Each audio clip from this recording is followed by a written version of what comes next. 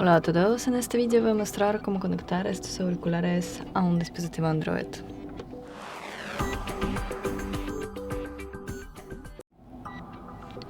Abrimos la configuración de Bluetooth, tocamos vincular el dispositivo nuevo, abrimos el estuche de los auriculares y seleccionamos los auriculares en la lista de dispositivos disponibles.